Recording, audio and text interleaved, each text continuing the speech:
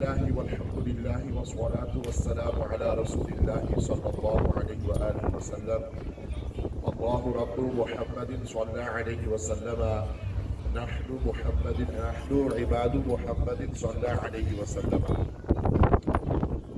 Honorable and respectable elders, brothers in Islam, lovable youngsters who have gathered here, our purpose for gathering has been highlighted very eloquently and comprehensively by Maulana Shahid Ali. Without doubt, central to each and every Muslim's life, first and foremost, is the beloved Prophet sallallahu alaihi wasallam, the Prophet of mercy, the Prophet of light, rahmatan lil alameen, khatamun nabiyyin. And alongside the Prophet sallallahu alaihi wasallam, central to the lives of every single Muslim is the book of Allah Almighty Jalla wa'ala, that book in which there is no doubt. ذَلِكَ الْكِتَابُ لَا رَيْبَ فِيهِ. And as they mention, echoing and emphasizing their words, this book has been revealed as a means of guidance for the whole of humanity.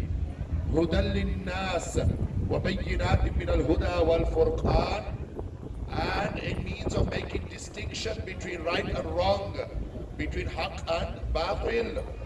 Therefore, it's important that we as Muslims establish our firm connection not only with the Quran but also with Sahibul Quran, Huzu Jane Jana Rasul Akram sallallahu alaihi wasallam. We find that in every couple of months or in a few years, as time passes, the enemies of Islam want to test what is the Ghairat-e-Iman and what is the Jazba of Islam of the Muslims. So we see this, whether it's the insulting cartoons through the Charlie Hebdo magazine or the Danish cartoons a few years ago depicting the Prophet ﷺ in an insulting and a violent way. We've seen this recently with the Lady of Heaven film that was released last year, insulting and disrespecting the noble companions and the esteemed family members of Rasul Akram sallallahu alaihi wasallam. And recently the enemies of Islam, and I wouldn't say just the enemies of Islam, but also the enemies of humanity as well, those who are threatening the peace within our communities, within society at large, these individuals who are a danger to society, who in the name of freedom of speech are inciting hatred and injustice towards the Muslims. And these individuals who have now turned their attention towards the Quran, it was just before Ramadan started that a far right-wing extremist wanted to come to Wakefield and burn a copy of the Quran here in Wakefield as well. And thankfully at that time, the MP of Wakefield and members of the parliament in this country stood up and did not allow this individual to come and incite hatred within our communities. And so in the same way as Maulana Shahid Sahib called out on the international community, on those individuals who are in a position of power and authority, be it Muslims or non-Muslims, they have every any right to stand up for the rights of the Muslims as well. They have the opportunity to uphold the peace amongst the Muslims as well. But we as Muslims also have a duty and responsibility to the Quran as well. I end with this, that how many of us have actually opened the Quran since Ramadan? How many of us actually read the Quran on a regular basis?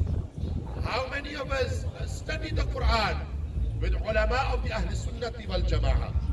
And most importantly, how many of us live our lives in accordance to the teachings of the Quran? We find within our daily lives many of us who go against the Quran and the ahkam of the Quran and the ta'limat of the Quran, that will give a preference to culture over our deen and our religion. This is why, first and foremost, we have a responsibility to rectify our own state. إِنَّ اللَّهَ لَا يُغَيْرُ مَا بِقَوْمٍ حَتَّى يُغَيْرُ مَا بِأَنفُسِهِمْ. That Allah Almighty will not change the state of a nation until those individuals begin to change themselves. Therefore, we need to ask ourselves, yes, no doubt, we condemn the actions of the government of Sweden for allowing the desecration of the Quran, the burning of the Quran, the insulting of the Quran, but we ourselves as Muslims need to ask, what is our relationship with the Quran? Our relationship with the Quran seems to be only a case that when somebody dies, we'll open the Quran and read it. That when our daughter is about to be given away, when her rukhsati is happening, then we'll put the Quran over her head. Or when we need something, then we'll open the Quran. When all of our needs are fulfilled, then we have no link and no ta'alluq with the Quran. So we have to understand that our Quran, our honor, doesn't just mean that we raise our voices condemning the actions of the enemies of Islam and the enemies of freedom of speech and the enemies of peace and harmony in our communities. Our Quran, our honor also requires that we make our connection with the Quran mazboot as well. That we recite the Quran regularly and that we instill the Quran into our daily lives. That we study the Quran and more importantly, we teach our children the Quran as well. It's important that Allah Ta'ala shower His infinite mercies and blessings upon each and every one of you. Those of you who made the effort to be here today, this is your ghairat-e-iman, this is a sign of your faith that Allah Ta'ala has granted you this opportunity, that whenever the honor of the Prophet ﷺ is challenged, the honor of the Quran is challenged, that you are at the front line, and you are always seen, alhamdulillah, at these protests. Long may this continue, but it's important that we pass this message on to others as well.